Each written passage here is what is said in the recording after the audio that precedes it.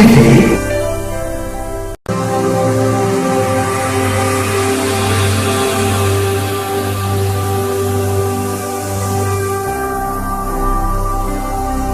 Jésus-Christ TV.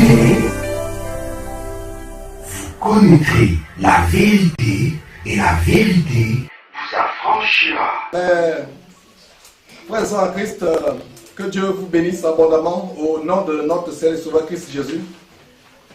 Je rends grâce à Dieu pour ce grand jour que Dieu a rendu disponible afin que nous puissions partager la parole. Et nous sommes depuis Champigny-sur-Marne dans la région parisienne. Et nous rendons grâce à Dieu. Et ça a été toujours mon cœur que les élus de Dieu qui sont sortis des systèmes dénominationnels se réunissent dans les maisons sur le fondement des apôtres et des prophètes. Jésus-Christ lui-même étant la pierre angulaire. Donc, comme je vous l'avais annoncé, cette émission, nous la diffusons depuis une des églises de maison, dans quelques-unes des églises de maison en France. Et j'y séjourne depuis les jours et c'est vraiment une joie d'avoir rencontré des frères et sœurs qui ont l'amour immense pour la parole, qui ont faim et soif pour la parole. Ce sera aussi l'occasion pour nous de mettre l'accent sur la structure de l'église de maison. Et voilà, sans plus tarder, j'ai à ma gauche le berger de cette église. Ne vous fiez pas à son jeune âge. L'apôtre Paul a dit à Timothée que personne ne méprise de votre jeunesse. Et si c'est la même chose que Paul a dit à Tite.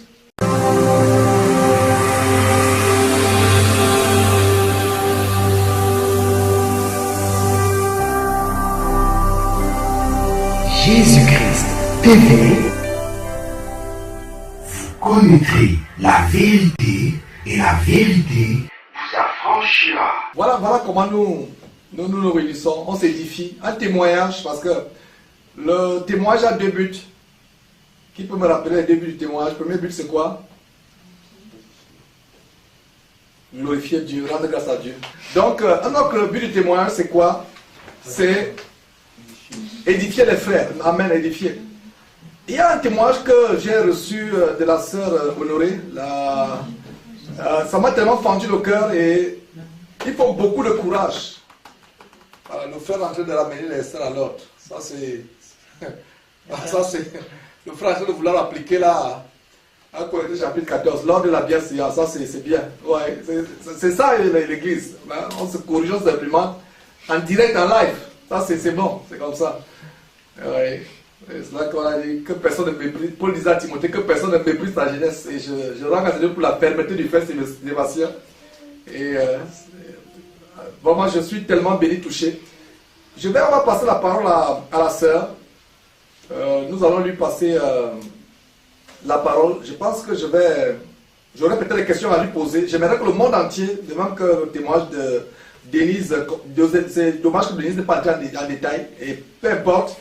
On aura peut-être l'occasion, c'est déjà une bonne chose d'avoir commencé. Mais, je dis Denise, mais Honoré plutôt, je pense que nous allons parler, rentrer dans les détails son témoignage, parce que le Seigneur a mis dans mon cœur de faire des témoignages pour édifier les gens et pour leur montrer à quel point ces endroits sont les endroits de sorcellerie.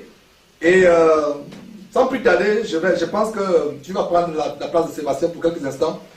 Et partager ton témoignage au monde entier. Ouais. Donc voilà. Voilà, donc tu as plutôt de place. J'aurai des questions à te poser, c'est pour ça que je maintiens cette place. Voilà, donc que Dieu soit ma force. Voilà, que Dieu soit ta force et que Dieu te bénisse. Et j'aimerais, d'abord, je suis inspiré, mais pour ça, lever un mot de prière parce que ce que vous allez entendre, ça c'est exposer l'ennemi en plein. Parce que si elle a le courage de témoigner les choses que vous allez entendre, c'est que vraiment, elle a confiance que Dieu est vivant et que rien ne peut lui arriver. C'est les choses horribles que vous allez entendre. Et faire l'effort d'être bref, de nous donner tous les détails possibles, mais en même temps la brièveté. Voilà, de te présenter à nos frères et sœurs dans le monde entier. Donc, que Dieu te bénisse. Je vais lever donc un mot de prière. Seigneur, je te rends grâce. Je te remercie pour ta fille qui a eu le courage de venir devant ton peuple réuni, non seulement nous ici dans cette maison, mais aussi à travers le monde pour exposer une page douloureuse de sa recherche de toi, de sa recherche de ta parole, de sa recherche de sa face. Comment elle a été délivrée de la captivité, de la sorcellerie, de la magie des hommes qui prétendent être hommes de Dieu, mais qui sont des hommes de Satan. Seigneur Dieu, protège cet enfant, mets-le à l'abri de toute représailles. Et déjà par l'autorité que nous avons en Christ Jésus, nous brisons toute tentative de représailles venant de qui que ce soit, qu'elle soit physique, qu'elle soit spirituelle, qu'elle vienne de quelque région que ce soit de la terre. Nous anéantissons ces choses au nom de Jésus-Christ. Au nom de Jésus-Christ, nous avons prié. Amen. Donc, nous sommes couchés à tes lèvres, Sœur Honorée. Tu as la parole. Merci Seigneur, que toute la gloire te revienne. Et je te demande une seule chose, de me revêtir de toutes tes armes. Que ce témoignage ne soit pas pour glorifier qui que ce soit, ni moi, ni les frères réunis ou je ne sais pas quoi, mais que ton nom soit élevé au-dessus de tout. Je te rends grâce, je suis la sœur, je suis Honorée, parce que, sœur, je m'appelle Honorée, et je me suis convertie, je suis née dans une famille chrétienne, et je croyais connaître le Seigneur, et dans ma recherche du Seigneur, on a beaucoup marché, mes sœurs, ma mère et moi-même, et en fin de compte, nous avons atterri à la Briche, à Saint-Denis. Pour les bien-aimés qui connaissent la Briche à Saint-Denis, vous savez ce qui s'y passe. Je n'ai pas besoin de vous raconter, de rentrer dans les détails. C'est simplement, comment je dirais, un aller sans retour. Mais je rends grâce au Seigneur parce qu'il a posé son regard sur ses enfants. Où que tu sois, quoi que tu fasses, si l'Éternel, notre Dieu Tout-Puissant, a posé son regard sur toi, rien ni personne ne peut s'opposer à cela. Je dis cela parce qu'il en est de mon cas. Moi qui ne suis rien, je ne suis qu'une simple enfant. Je suis la 5e dans ma famille. Je suis issue d'une famille de 6 enfants. Et dans cette recherche du Seigneur, ma mère était avec nous. On cherchait le Seigneur dans tous les lieux que c'était possible. On est allé chez les catholiques. On a tout fait. Mais on n'avait jamais expérimenté, moi personnellement, une église évangélique. Alors on s'est retrouvés, étant invités par un monsieur qui avait invité ma soeur à une veillée de prière qui vient de Strasbourg. Je vais taire le nom de ma famille, de ma soeur, parce que voilà. Et donc nous sommes allés à la veillée de prière. Et cette église, je n'ai plus besoin de me cacher. Je suis passée à la télé. Et puis Honorée, c'est mon prénom. Je ne peux pas dire que je m'appelle Marguerite ou Bernadette. Je suis Honorée Mbella, si vous voulez. C'est comme ça. Et je suis prête à tout. Je sais qu'en dénonçant cela, le Seigneur, son nom sera glorifié. Qui suis-je? Il dit, acceptez de perdre vos vies pour la gagner. Alors aujourd'hui, Seigneur, j'accepte de perdre ma vie pour la gagner parce que je sais que tu combats pour moi. Moi, je ne peux pas combattre. Et cette église s'appelle Église internationale du Saint-Esprit. Tout le monde la connaît. On croit que c'est une église qui fait des miracles. Oh, il n'y a point de miracle, si ce n'est en Jésus-Christ véritablement. Alors, quand je me suis retrouvée dans cette église avec toute ma famille ce soir, en 2010, je pense, il y a eu des... Je n'avais jamais entendu, je ne connaissais pas les expressions bibliques. Révélation, prophétie. Pour moi, c'était nouveau. Et j'étais fascinée par cela parce que je recherchais Dieu.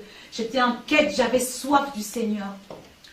Et donc quand ce pseudo-pasteur, ce pseudo-prophète, que je vais déjà citer le nom, pas par son nom de star, Joseph Danon, je dis bien, a donné une parole de connaissance et ça m'a touchée. Je me suis dit, oh, qui lui a révélé cela? Parce que bien avant, je voulais me suicider. J'en avais marre de la vie parce que personne ne me comprenait. Et donc, quand il a donné cette parole, pour moi, il n'y a que Dieu qui lit dans les cœurs. Je ne savais pas qu'il y avait la divination. Je ne savais pas qu'il y avait un esprit de Python. Je n'avais jamais lu la Bible. Donc, je ne pouvais pas savoir ce dont la Bible parlait. Si j'avais lu la Bible, j'aurais compris qu'il y avait un esprit de divination. Mais je rends grâce au Seigneur pour ce qu'il m'a permis de passer par là. Alors j'ai passé 3 années dans cette prison, parce que ce n'est pas une église. Il s'est passé beaucoup de choses. Il s'est passé beaucoup de choses. J'ai même failli laisser ma vie. Le témoignage que je vous donne, j'ai donné un bref aperçu à Georges, aux frères et sœurs. Il est énorme, il est grand. Parce que je savais que j'allais rencontrer cet homme. Tout remonte à très longtemps. Je ne vais pas rentrer dans les détails aujourd'hui. J'avais 9 ans. Et j'avais été visitée par la messe noire à 9 ans. Et mes parents le savaient. Toute ma famille le savait. Et j'avais été victime de beaucoup de choses. Et j'avais un esprit au-dedans de moi. Non seulement déjà j'avais des liens ancestraux, il me fallait encore que la messe noire vienne me posséder. Alors je n'avais plus de vie et je disais à ma mère, maman, si Dieu ne vient à moi, je suis morte. Et le temps a passé. Et je voyais des choses, même couchées à côté de moi. Je voyais des serpents. Je voyais tout ce qu'un homme ne peut pas imaginer. Dieu m'est témoin que j'ai souffert. Et donc j'avais au-dedans de moi cette promesse que Dieu fait à ses enfants, je ne t'abandonnerai pas, je serai toujours avec toi. Et ma mère, dans sa quête de recherche, elle voulait faire du bien à sa fille que j'étais, mais elle n'a pas, on était entraînés partout. La Rose aux Croix, les sorciers, les marabouts, et tout cela. Mais je peux vous assurer qu'on n'a pas trouvé la guérison. On n'a pas trouvé la guérison parce qu'on s'était adressé à la mauvaise personne. Et alors pour venir, quand on s'est retrouvé à la briche, croyant qu'on avait trouvé le Seigneur, on a retrouvé un autre marabout. Un marabout des temps modernes, on va dire, oui. Parce qu'il travaillait avec la Bible. Oui, la Bible. Parce que le diable utilise la Bible pour nous détourner de la parole de Dieu aussi. Mais c'est à nous de discerner. On était séduits. On était... Comment je dis? C'était émouvant. Tout pour que tu ne puisses pas discerner. Mais je rends grâce à Dieu. Je rends grâce à Dieu. Parce que quand le Seigneur m'a délivré, il s'est passé tellement de choses. Si Dieu me fait grâce un jour, je vous en parlerai, mais je vais m'arrêter au témoignage de ce pseudo-pasteur, prophète, ce Danon Joseph là. Je n'avais jamais rencontré un homme de Dieu, je n'avais jamais rencontré un pasteur, et alors pour moi c'était comme si, ignorante que j'étais, j'avais rencontré un vrai serviteur de Dieu. Et je me suis dit, Seigneur, tu nous dis dans ta parole de te servir au travers des frères et des sœurs. Et je me suis mise au service de Dieu. Je rends grâce à Dieu parce que moi, je m'étais mise au service du vrai Dieu. Or, lui, il croyait que je le servais lui. J'avais ma confiance, j'ai mis ma confiance au Seigneur. Et je priais toujours avec le passage Matthieu 24, 24, où il dit que s'il était possible, il séduirait les élus. Et je disais, Seigneur, si je suis ton élu, veille sur moi, garde-moi. Au point où ma mère me demande, pourquoi tu pries ainsi tout le temps? Je dis, maman, on ne sait jamais, il y a beaucoup de séduction. Et je me suis accrochée, le temps a passé. À ma 3e année, jour pour jour, le Seigneur a pris le contrôle des choses. Le Seigneur a commencé à me montrer qu'il était véritablement. Quand il prêchait, le Saint-Esprit me convainquait que ce qu'il prêchait n'était pas de lui, n'était pas de Dieu. Et quand on examinait la parole, quand je rentrais, j'examinais la parole, c'était carrément l'opposé. Il y avait de telles prophéties. Il est plus grand que Moïse. Or, la parole nous déclare qu'il n'y en aura plus un autre comme Moïse. Or, Abraham lui a donné son bâton, des trucs, mais des abominations pas possibles. Il faut voir pour croire. Peut-être que mon témoignage ne vous touchera pas, mais allez à la briche. Lisez la parole, pardon, excusez-moi si je vous dis aller à la briche. Lisez la parole, afin que vous soyez délivrés. Afin que Dieu vous fasse du bien. Alors, dans ma quête, j'étais troublée parce que le Saint-Esprit prenait la place dans ma vie. Et je me disais, mais j'aime ce pasteur. Je commençais à m'attacher à l'homme et non à Dieu. Et je me disais, mais je deviens folle parce que quand il prêchait, c'était un trouble dans ma tête. Au point où, quand la louange passait, j'entendais des incantations sous la louange. Le Seigneur, je ne sais pas comment vous dire, il faut vivre cela pour comprendre ce que j'ai vécu. Et je ne sais pas si mon témoignage pourra vraiment, si je suis claire, j'aimerais tellement être claire que le Seigneur me donne les mots justes pour que vous compreniez ma souffrance et la souffrance de ces enfants de Dieu qui y sont, de ces gens qui sont égarés, qui adorent les pasteurs aujourd'hui. Et le Seigneur me faisait vivre de ces choses. J'entendais des choses qui se passaient dans les coulisses. Or, j'étais dans l'église. Je devenais comme folle parce que personne ne me comprenait. Alors, la goutte d'eau qui a fait déborder le vase, je me rappelle très bien, c'était en décembre 2012. C'était mes derniers moments dans cette assemblée. Où il a dit, avant de venir au culte, j'étais là-haut. Et quand il disait là-haut, c'est dans le ciel. Et tout le monde a dit Amen, Alléluia. Et il a dit, les anges m'acclamaient. Et les anges acclamaient le Christ. Et j'ai dit à maman, ce qu'il dit, c'est l'antichrist. Il est l'antichrist, ce monsieur. Parce qu'il n'y aura qu'un seul Christ. Il n'y en aura qu'un, il n'y en a qu'un seul. Comment peut-il dire devant tout le monde qu'il est le Christ? Et les gens bénissent Dieu, ils disent Amen, Alléluia. J'ai dit, maman, nous sommes foutus, nous sommes morts. Et là, à l'instant là, j'ai réalisé qu'il n'y avait que Dieu pour nous retirer de là. Parce que toutes mes sœurs et moi-même, plus ma mère, on était prisonnières. Alors, ce jour, je suis rentrée désespérée. Je criais à Dieu, je pleurais, je disais, Seigneur, si tu ne m'aides pas, comment je vais faire? Mes sœurs, ma famille et mes amis qui y sont. Alors le Seigneur a commencé son travail dans ma vie. Je suis sortie de cette église pour un moment. Je ne partais plus à l'église. Je suis tombée malade. J'étais à la maison. On me cherchait de part et d'autre, comme si on était attaché à une église, comme si on appartenait à une église. Or, on appartient à Dieu. Et donc, pendant que j'étais à l'extérieur, je me disais, je ne peux pas rester à la maison. Je vais chercher où étudier la Bible. Donc, je regardais sur Internet. Je regardais et j'ai trouvé un pasteur sur Paris, ça s'appelle l'Église de Jésus-Christ, qui faisait une étude biblique gratuite. Je me suis dit, lui au moins il ne vend pas, je vais y aller. Alors quand j'ai écouté l'enseignement, j'y allais en semaine, 2 fois par semaine, ça me faisait du bien. Et un jour, je partais, quand j'ai franchi la porte de ce monsieur, le Saint-Esprit m'a dit, aujourd'hui, je vais te désenvoûter de l'esprit que tu as pris dans ton église. Et moi, j'ai dit, attends, quelle est cette voix qui me parle? De l'esprit dont je suis envoûtée? Parce que jusque-là, je n'avais pas compris que j'étais envoûtée, que j'étais possédée. Et donc, je me dis, c'est pas vrai. J'ai reçu cette parole avec foi. Parce que j'ai dit, il ne pouvait qu'être le Saint-Esprit qui me le mettait au-dedans de moi. Et pendant l'enseignement, je me suis sentie mal, je me suis excusée, je suis allée prier. Quand j'ai prié, j'ai eu à cœur de rentrer chez moi. Et en rentrant chez moi, je savais qu'il y avait un combat dans ma vie, ce soir-là, dans mon âme. J'ai appelé ma famille, ma mère, mes soeurs, je leur ai dit, priez pour moi. Si je ne me réveille pas à telle heure, si je ne vous appelle pas, c'est que je ne suis plus en vie. C'est que je n'ai pas eu la force de tenir.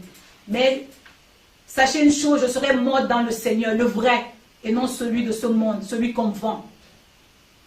Et donc le lendemain, j'ai dormi d'un sommeil profond. C'était un vendredi, je me souviens très bien. J'ai dormi, je me suis réveillée, j'ai appelé ma famille. Et donc le dimanche, le dernier dimanche, dans cette abomination, je me suis habillée comme jamais en tenue de combat. En ce temps, je m'habillais encore comme dans le monde. Mon jean, des bottes et une bandolière, prête à courir, à détailler comme on dit dans le monde. Je me suis assise à ma place et j'avais un peu peur, j'appréhendais, mais j'avais l'assurance car je savais que tout était accompli dans ma vie, que le Seigneur avait pris le contrôle de ma vie. Je ne dépendais pas d'un homme, mais je dépends de Dieu. Et j'étais à ma place. J'ai senti des gens qui tombaient dans toute la salle. soi-disant l'onction de Dieu. Or, les démons agissaient en tout lieu dans cette salle. Les gens tombaient de part et d'autre. Et je me souviens qu'il nous disait autrefois, quand j'y étais, que quand je mets ma puissance à 2,5, les gens tombent. Mais si je la mets à 5, c'est la mort. Alors même le sol tremblait ce jour-là, parce que je pense qu'il avait mis à 5. Spirituellement, je pense qu'il avait compris que quelque chose se passait. Lui, Dieu et moi, nous savions ce qui se passerait ce jour-là. Parce que j'avais cette promesse de l'Éternel. J'avais cette promesse de Dieu. Et donc, quand il est venu devant moi, il s'agitait comme d'habitude. Je ne sais pas si vous voyez mon doigt, mais il doite comme ça. Comme dans ces abominations, quand il te doite, tu tombes. Quand il tape le pied par terre, il bouge le pied, tape comme ça, mais tu peux même te casser la tête. C'était, alors il vient, il se place devant moi. Là, comme ça, il se place devant moi. Il me regarde droit dans les yeux. Il se dit, mais elle ne bouge pas aujourd'hui, elle ne tombe pas. Je suppose, hein. C'est une supposition. Mais j'étais ferme. Mes soeurs et frères, j'étais ferme. J'étais debout comme un roc. Parce que ma confiance était en Dieu. Le Seigneur m'avait donné un appui solide. Et j'étais debout. Rien ne pouvait m'ébranler. Rien. Parce que le Seigneur était avec moi. Je le regardais droit devant les yeux. Il s'agitait. Il faisait ses incantations. Rien du tout. J'étais là ferme. Parce que j'avais l'assurance en Jésus-Christ. Et à un moment, il tape son pied très fort. Et sur le coup, je suis de chair. Je peux avoir peur. Et le Saint-Esprit me met à cœur ce verset. Les anges de l'Éternel campent autour de ceux qui craignent Dieu. Là, j'ai compris que non, je n'ai pas le droit d'avoir peur. Je n'ai pas le droit de craindre l'homme. Qui est l'homme quand Dieu est avec toi? Et je l'ai regardé droit dans les yeux. Il a compris. Il a vu sa défaite. Il était défait, le visage défait. Il s'est retourné. Il est allé sur son trône élevé, d'après lui. Il ne savait quoi dire. Il s'est assis, désespéré. Il a baissé sa tête. Et après, il s'est racheté par une fausse prophétie comme d'habitude. Je ne vais pas rentrer dans le détail de cette prophétie parce que je ne suis pas là pour le glorifier. C'est pour glorifier le nom de l'Éternel. Et 2 minutes après, ou 1 minute, le Saint-Esprit m'a mis à cœur. Il m'a dit, aujourd'hui c'est terminé. J'ai reçu cette pensée au-dedans de moi. Cette parole, aujourd'hui c'est terminé. Prends ton sac et va-t'en de là. J'ai pris mon sac et je courais comme jamais. J'ai couru comme jamais en sortant de là. Je courais, mais en grande foulée. Mes amis m'ont dit, non, arrête, Honoré, n'y va pas. Honoré, reste. Il y a un grand travail. Je leur ai dit, que l'homme travaille dans vos vies. Moi, c'est Dieu qui travaille dans ma vie. Et quand je suis rentrée chez moi, j'ai pris ma voiture, j'ai démarré. À peine j'avais fermé les yeux que je voyais cet homme qui était à la briche en train de faire le culte dans ma chambre.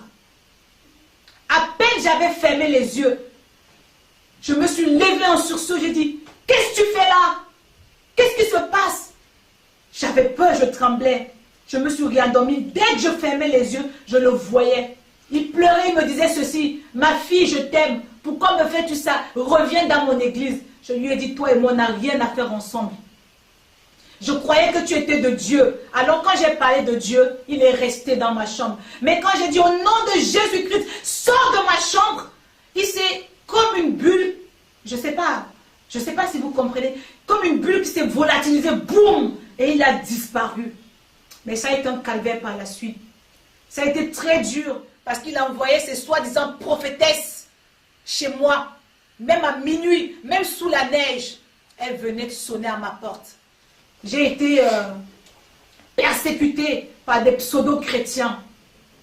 Jésus-Christ dit que quand il te libère, tu es libre. Et nous sommes libres d'aller où nous voulons. Je suis libre de prier avec qui je veux. Je t'envoie à toi le message aujourd'hui. De me laisser en paix. Le Seigneur ne m'a pas libéré afin que toi tu me condamnes ou que tu me prennes pour esclave. Non, je suis esclave de Jésus-Christ. Je veux marcher dans les pas du Christ. Alors arrière de moi, Satan. Je te parle à toi d'un nom. Joseph, laisse-moi tranquille. Ne me cherche plus, ni moi, ni mes soeurs, ni ma mère. Nous ne t'appartenons pas. Nous appartenons au Christ. Il est mort à la croix pour nous, afin que nous soyons libres.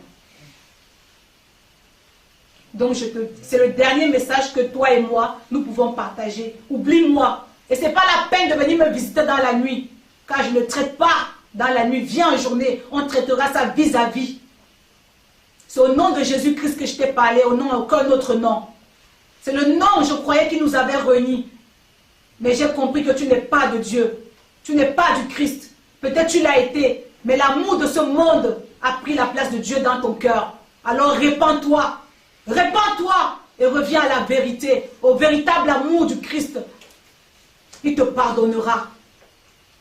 Il te pardonnera. Merci Seigneur. Voilà. Voilà, sœur, nous allons vraiment prier. Il reste encore un temps. C'est vraiment émouvant. C'est ça. Voilà les gens pour qui Christ est mort. Mais vous voyez des témoignages comme cela. Et c'est vraiment terrible. C'est terrible. Je vous assure, on a la gorge nouée. Mes frères, c'est pénible de voir de telles choses. Et ce témoignage, vous le partagez en direct, vous le partagez au cours d'une émission, mais je reçois ce témoignage en dizaines et dizaines et dizaines. Et beaucoup de personnes n'ont pas le courage que la sœur a de témoigner.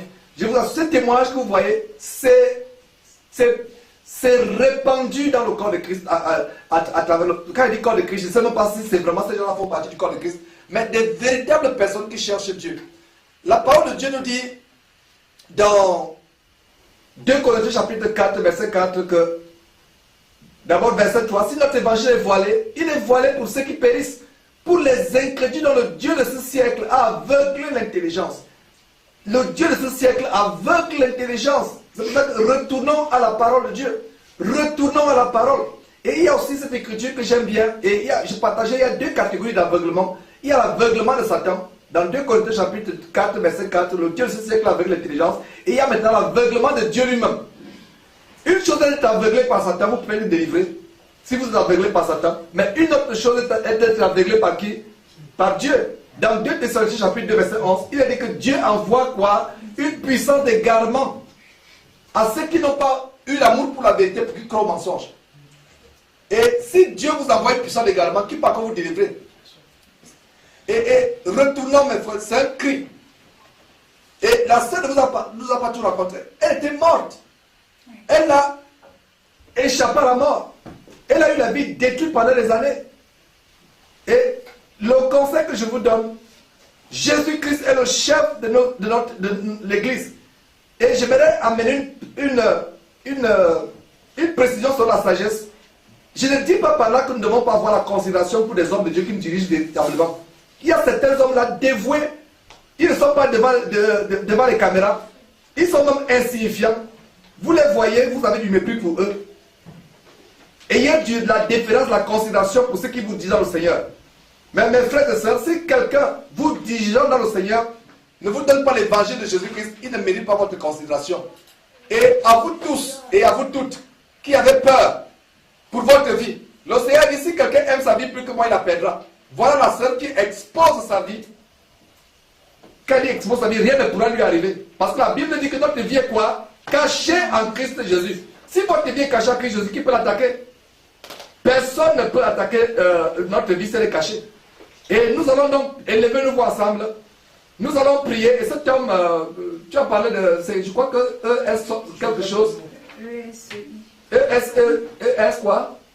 Église internationale du Saint-Esprit. Oui, l'abréviation c'est ES. Je crois que... En fait, une chose que je vais dire aux frères et à toi, Honoré, quand tu m'as partagé ton témoignage quelques jours, je me suis rendu compte que nous avions déjà un fichier que nous avons préparé pour ce temps. Nous avions déjà un fichier à Houston, dans nos fichiers, quand nous préparons les émissions à venir. Ce temps était déjà dans la liste rouge de Jésus-Christ, on devait le dénoncer. Et encore, ça m'a donné vraiment l'opportunité de le dénoncer, non seulement publiquement, c'est un homme que nous allons dénoncer. Nous allons monter toutes les vidéos, les abominations, la diminution qui se passe dans cette église. Et nous allons dénoncer cela. Je suis dans la peine vraiment de voir quelqu'un pour qui le Seigneur Jésus-Christ est mort. Et si un homme comme moi, et si vous êtes dans la peine, parce que beaucoup sont dans la peine, la même peine que moi, peut-être vous ne pouvez pas les voir devant la caméra, mais beaucoup sont dans la peine ayant écouté ce témoignage. Si nous, les hommes, nous sommes dans la peine, qu'en est-il de Dieu? Qu'en est-il de Jésus-Christ? Nous allons élever nos voix. Si quelqu'un est inspiré de prier pour notre soeur, d'intercéder pour elle et vraiment demander à Dieu que Dieu la fortifie et nous tous également, et libérer ceux qui sont là dans cette ES internationale, je ne sais même pas comment, il n'a pas besoin de savoir. Voilà, de délivrer les vrais serviteurs de Dieu, les vrais fils et filles de Dieu qui sont encore devenus captifs. Parce qu'il y a des gens qui sont là, je ne peux pas condamner vous les frères et ceux qui êtes là-bas. Moi-même j'étais emprisonné pendant 20 ans. Et quand nous sommes là, vous pensez que nous jugeons, vous pensez que nous accusons, vous pensez que nous insultons. Non. La liberté, mes frères et sœurs, Christ est mort pour la liberté. Nous sommes envoûtés par les hommes. Nous sommes esclaves des hommes. Donc, je vous en supplie, sortez de ces endroits, cherchez le Seigneur Dieu, cherchez Jésus-Christ et vous connaîtrez la vérité qui va vous affranchir. Donc, si un frère et même une sœur est inspirée, élevée, parce que les sœurs ne soyez pas crispées quand on dit que la femme ne veut pas enseigner dans l'église, qu'elle se taise, mais si une femme vraiment inspirée à prier, la femme peut prophétiser, elle peut prier, elle peut louer Dieu. Mais l'enseignement, c'est quelque chose qui a été vraiment interdit à la femme par la parole de Dieu. Donc si quelqu'un, un frère, une soeur, est inspiré à prier, que la personne élève la voix, on va prier pour notre soeur. Tout simplement le premier à prier, à vouloir élever la voix et on y va. Oui, vas-y Sébastien, merci. Merci Seigneur. Merci Seigneur. Merci Seigneur. Béni sois-tu, Père éternel, Père de notre Seigneur, Jésus-Christ, Dieu de victoire. Tu es bon et tout ce que tu fais est bon. Ô Dieu Tout-Puissant, tu nous connais mieux que quiconque. Comme David, nous voulons serrer ta parole dans nos cœurs afin de ne point pécher. Mais bien des fois, la chair a tendance à se ressusciter. Mais elle est vaincue. Elle est vaincue. Père éternel, nous voulons te demander pardon. Pardon pour tout ce que nous avons fait qui ne t'a pas glorifié. Ô Père, prends pitié de nous. Merci encore pour ces moments. Merci pour les frères, les sœurs ici présents. Remplis ces lieux de ton Esprit Saint. Père, merci. Par la bouche de ton apôtre Paul, dans Colossiens, tu dis que notre vie est cachée en Jésus-Christ. Merci de ce que tu as donné la force à notre sœur honorée de témoigner afin que le peuple de Dieu soit béni. Père, merci pour son courage. Merci de ce que tu l'as fortifié. Merci de ce que tu l'as rempli davantage de ta présence. Ô Éternel, merci encore. Que la gloire te revienne. À toi toute la majesté. À toi toute la puissance, l'honneur. Ô Père éternel, tu dis encore à la bouche de ton apôtre Paul, dans Romains 8, au verset 1, 2, il n'y a plus de condamnation pour ceux qui sont en Jésus-Christ. Père, de cette parole, je dis qu'il n'y a plus de condamnation pour la sœur honorée. Car les choses passées sont passées. Elle est une nouvelle créature, renouvelée en Jésus-Christ. Par la mort de ton Fils Jésus-Christ, elle, nous, sommes tous passés d'une mort spirituelle à une renaissance, Père éternel. Nous te rendons grâce encore. Nous te rendons grâce et nous te prions encore. Nous voulons que nos vies soient un témoignage. Ô Père éternel, aie pitié de ces faux pasteurs, de ces loups qui se déguisent en anges de lumière. Ô Père éternel, aie pitié d'eux, aie pitié d'eux, car ils ne savent pas ce qu'ils font. Aie pitié d'eux. Prends compassion, Seigneur. Ô Seigneur, nous savons que ce monde est sous la puissance de l'ennemi. Mais grâce te soit rendue, ô Père éternel, de ce que par ton Fils Jésus-Christ, nous avons la victoire. Comme ton apôtre Jean le dit encore, vous mes petits enfants, soyez joyeux, car celui qui est en vous est plus puissant, plus fort que celui qui est dans le monde. Nous n'avons pas peur, nous avons la joie en Jésus-Christ, le Fils du Dieu vivant. Jésus-Christ notre Seigneur. Oh Jésus-Christ, merci encore pour tout. Ta mort sur la croix, il y a plus de 2000 ans, nous a rachetés. Oh mon Dieu, mon roi. Oh Père éternel, merci pour ton Fils Jésus-Christ. Oh Jésus-Christ, merci encore pour tout. C'est dans le nom très puissant de Jésus-Christ, le nom devant qui tout genou fléchit, dans le ciel, sur la terre et sur toute la terre, que toute langue confesse que Jésus-Christ est Seigneur. À la gloire de Dieu le Père, d'éternité en éternité, j'ai ainsi prié. Amen. Amen, amen, amen. Donc voilà, nous sommes presque à la fin de notre... merci Sal encore pour ce témoignage.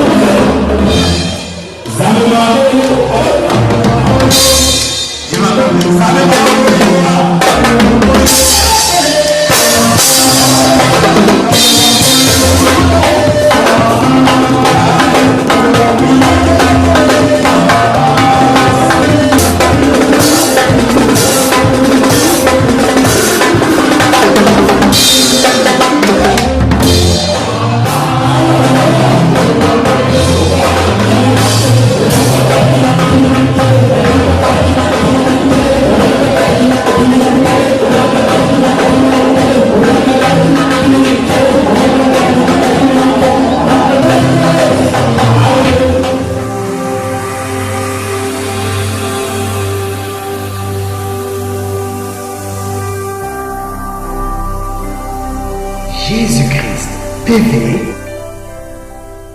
vous connaîtrez la vérité et la vérité vous affranchira.